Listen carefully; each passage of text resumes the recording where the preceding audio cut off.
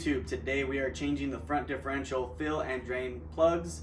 The standard ones on the Tacomas are Allen head, top and bottom. They're known to get over torqued, be a pain to remove, round off easily, and sometimes people even weld on sockets or use an air chisel just to get it off. So these are going to actually be Lexus part numbers that I'll link in the description below, but it is just a standard hex head. It still has the magnet, it still uses the same crush washers, and it threads right in. So while I have the skid off to change this, I will be doing an oil change since we're there anyways. Pro tip, use a jack at the very end of the skid. That way you can release the bolts without any extra pressure. In my case, my skids are bent, so if I don't do that, I can snap the bolts inside because of all that pressure that they have bound up in them. And let's get a closer look before I drain the fluid. So this is going to be your lower right here, which is still in good condition, and then I got the upper right there, also good condition. Luckily, I've been the only one to service this front differential, so I always torque the plugs properly, but I have worked on a few trucks that are over torqued, and it is a nightmare to get those loose. I've got the fluid draining. It's in very good condition. There's a little bit of stuff right here on the magnet, but I change it I change it between 15 to 20,000, just depending on when I can get under there and do all the service. While we wait for the fluid to drain out of the diff, here is going to be a one-on-one of the old and new. Obviously, this crush washer is going to look a little different. These are just going to be flat, but we've got this right here. The only thing this doesn't have is a little neck, but it really doesn't mean anything at all. The most important thing is that the drain has a magnet, which this does. And you can see here, same thread, but we have a way better head right here. That's gonna be less stressful and worry-free in the future for maintenance. Again, I will have the part numbers and links in the description below. And while the diff drains out a little bit more, we'll drain out the engine oil right here.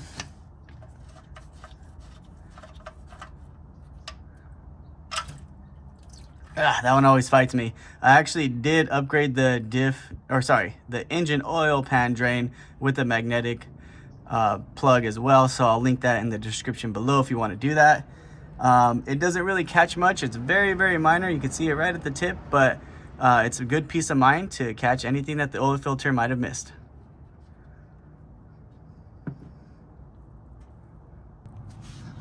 And this is pretty much all drained out, so I'll Scotch-Brite this a little bit just to make sure it's nice and clean.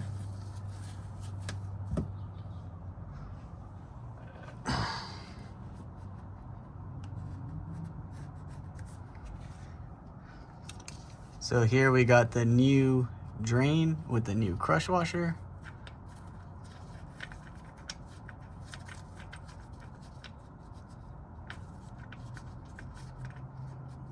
It's super hard to do this one-handed.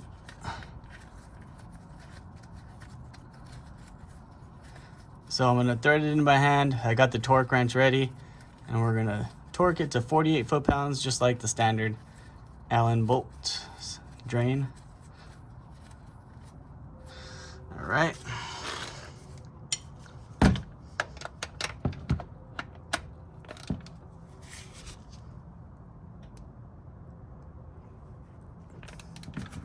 Almost there. There we go, 49.2. So I'll clean this a little bit more.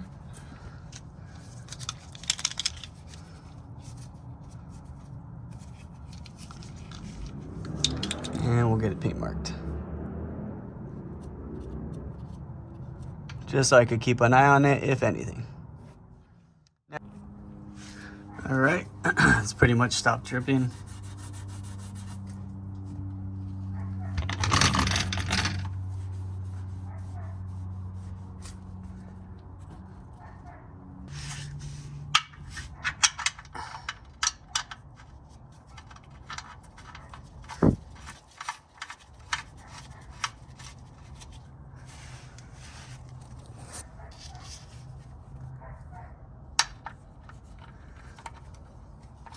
This is so hard one-handed.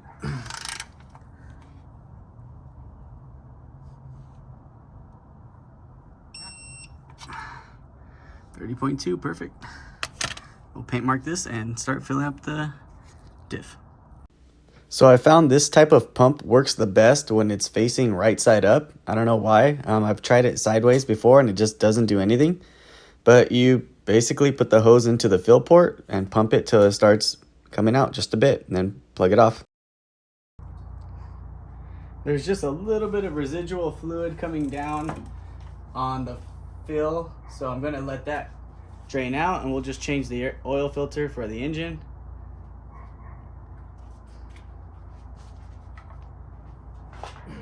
I usually use a water bottle to catch the oil that comes out of here and just shove it between the pipe. Sometimes it does fall though.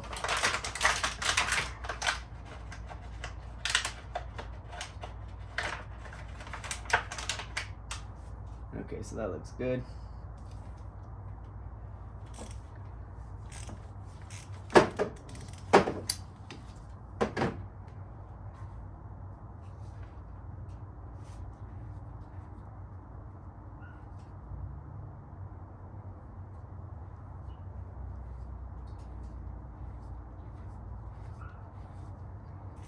I do my oil changes anywhere from like 3,500 miles to 5,000.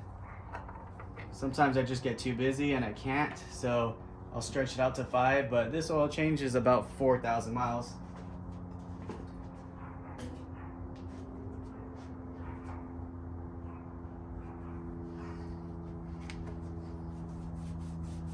So Scotch-Brite the surface.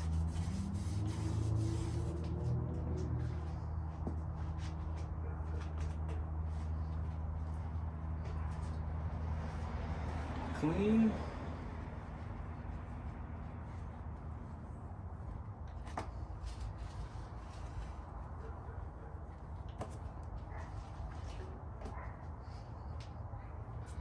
And we'll get this before it falls.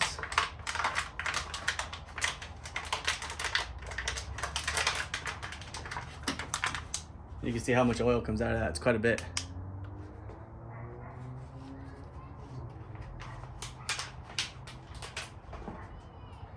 And I have to be sure to put this plug back on.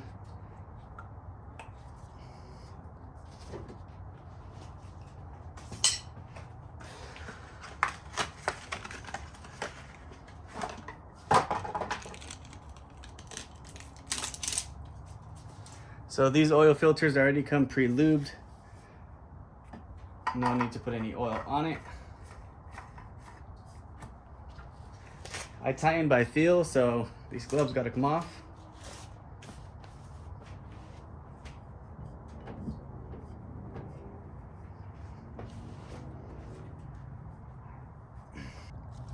And we're just going to rinse and repeat the steps for the fill plug. So clean it a little bit. Wipe it down. Get the new one in.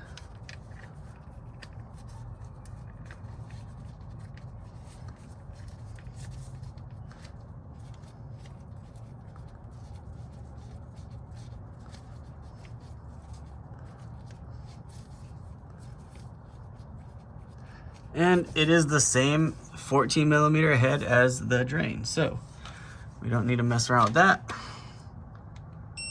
Just change the torque setting.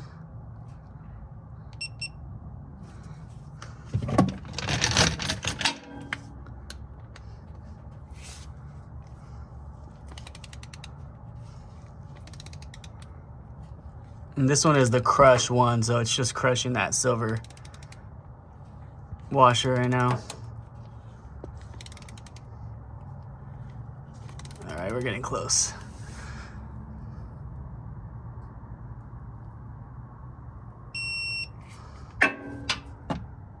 .1, perfect. So there it is. I'm going to clean that and paint mark it, and we'll get the skid put back on and fill up the engine oil.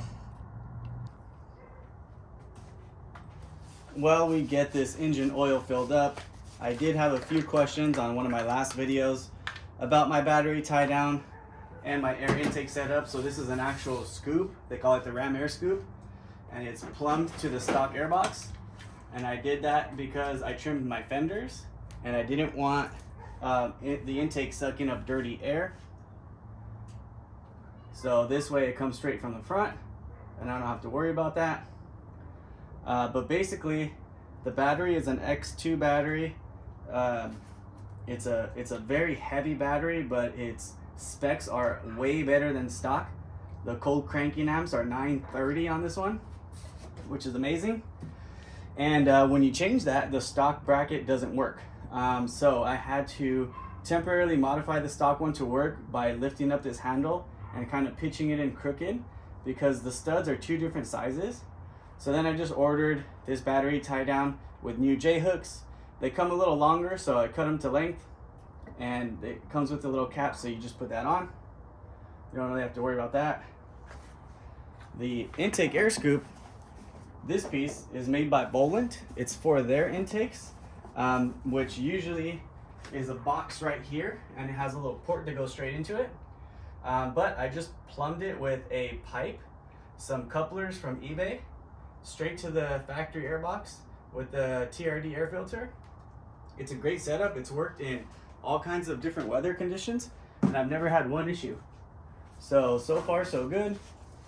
I don't know how the smog guys will take it, but I do have the stock pipe to put back on if need be. And it's a very simple remove and replace. It just goes right out to that port right on the side. But other than that, if you made it this far, thanks for watching. I appreciate it. We're going to fire this thing up, get the skid on, and call it a night. And like and subscribe if you haven't already.